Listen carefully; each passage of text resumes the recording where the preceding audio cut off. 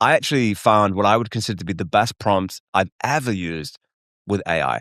The question I asked it was essentially, if your objective was to do two things: maximize my life, like the length of my life, and maximize the quality. So, the quality and length of your life maximization. Give me five of the highest priority things that you would do. It's great that you use it this way because obviously Claude's got all the context about you. Nick, the data points I got back were crazy. Like they were literally all of them were highly actionable. And this actually started because I was asking about Dexter, my Springer Spaniel, and it came back, Nick, with these freaking fire suggestions, which is not surprising. But I think the point here is that using AI for health and life. That's basically the TLDR of it. We're so busy on productivity, we don't think about health and life. And it literally blew my mind. Yeah, well, I mean, health and life are pretty tied into productivity, so there is that note. But I am curious, what is this prompt? So yeah, I'll put a link for it down below. But the TLDR of it is your objective is to maximize longevity and quality.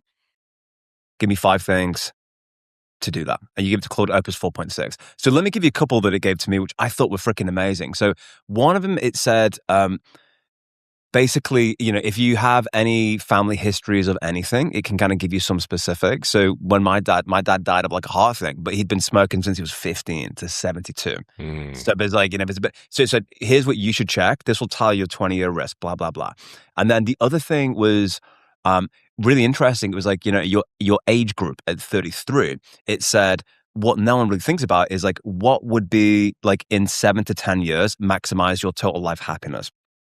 And then it has some other really cool specific ones about like, basically you need to get a physician who calls you rather than you call them. So who is super proactive on it. They've got you on speed dial and all this different blood reports. And it just gave loads of really specific stuff. And some was completely lifestyle related based on where you live and what you're doing. But dude, hyper actionable. And I was like, that's amazing. Even with Dexter, my dog, one of the things that it said was he needs to be getting annual blood work to test for cancers.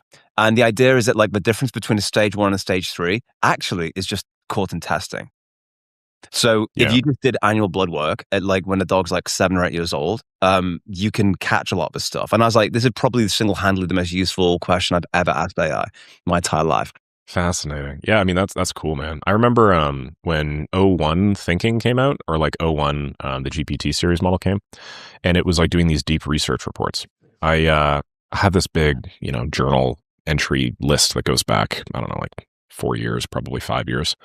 Both, a couple of them are public on my website, and then a bunch of them are just private to me. So I removed anything that was like super, super sensitive and personal. And I just copied it all and then I pasted it right in. And then I said, like, based on this, these are my personal and private thoughts. I want you to compile me a report on all of the various ways that I can get to insert goal here. And it was a very interesting, like, thought experiment for me, because at the time my goals were mostly financially related. And I'm not going to sit here and say that like it came up with like incredible, amazing ideas, but simply due to the fact that it could parallelize. And obviously, I don't know at the time if it was launching subagents or launching multiple threads or processes or whatever. I remember being like, oh yeah, like I would have come to that conclusion eventually, but it probably would have taken me like a few hours of just like reasoned thinking. So it's like, while I do that, why don't I just have something like this churn in the background? So after that, I started being like, well, I wonder how deep you can go into health with this stuff. And then, about a year later, when Opus 4.5 came out, I started being like, oh, like, what about all my genetic data? So I did a gene test a while back, and I found out that I was a carrier for cystic fibrosis. And my father has a bunch of lung issues and stuff like that, and it's really like negatively impacted his quality of life with oxygen and stuff like that. So I was just like, oh, this is interesting. So I probably got that from my father, right? But I was like, can you do a bunch of research on this specific, genetic thing and like tell me about it? And then it's like, oh, you're not just a carrier for the disease. Believe it or not, you being a carrier for this disease has a bunch of downsides to your life. Like your lung function is permanently screwed up. You have this, you have that, you have that. And then I was just like, holy shit, are you serious? Like, what sort of lifestyle changes can I make to, improve both my longevity, but also my, my quality of life in general. And then that's basically when I started doing cardio. Like I was not doing cardio before then. It's like, dude, you've been nerfed in this one skill allocation, buddy. Like you got to do cardio. And then it recommended me like a good set of things, all things that you would have figured out eventually, right? I would have figured this out. It's just, I might've been 45, struggling with like breathing as I go up the stairs. And do cardio is not fucking rocket science, to be clear, but it has some specific supplementation guidelines and other stuff that I won't get into for brevity that have been really helpful so far. Dude, I think that's awesome. And it's like, there's nothing that AI is going to tell you. I always say this to people sometimes is that it's not even about, I'm not telling you something you can't learn somewhere else, but actually there's a speed component of it that you just get the information quicker so you can make actions on it. For me, the whole thing around, okay, here's a crazy one, dude. I saw, so the biggest correlator between longevity and health, is a social component and then a physical component. The physical component is muscle mass, which is why we're called Stacked. And it's one of the many reasons we're called the Stacked Podcast. That's it. You get a little gun share every day. But so the more jacked you are when you're 70, the less likely you are to slip on a bar of soap, or when you're 120, you can do it. And I actually think we're going to solve longevity in the next 20 years, 100%. But what was interesting to me is that if you track muscle mass from 30s, there's a graph that shows that it goes down by a certain decay factor every decade in perpetuity to 120, whatever it is, right? So one of the funny ideas, I was talking about this in London when we did this with a couple of buddies, and we had this idea of actually what you want to do is however jacked you want to be in your life, make sure you hit that in your 30s.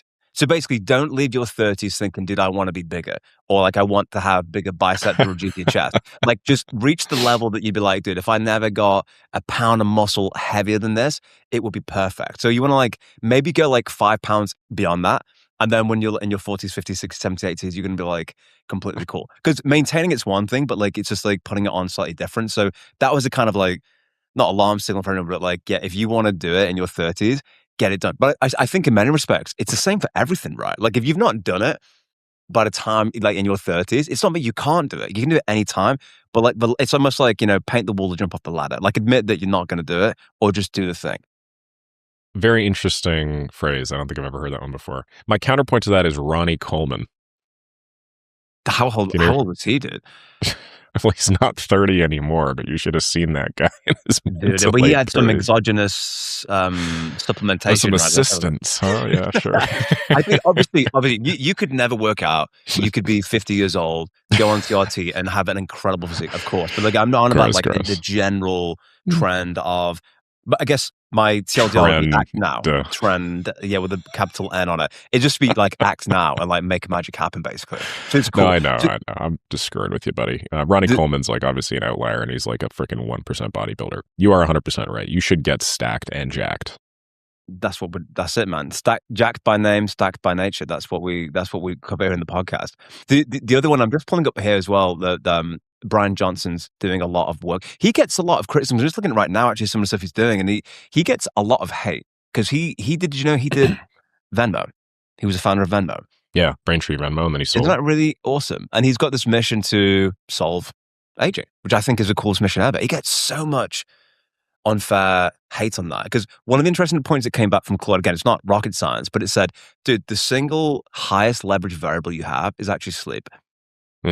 So the 80-20, the 80% of the 80% is basically lockdown sleep.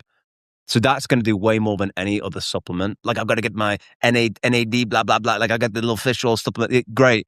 But that's a percentile thing compared to sleep, which is the freaking, dude, if you could just lock down sleep. In fact, Nick, let me ask you this.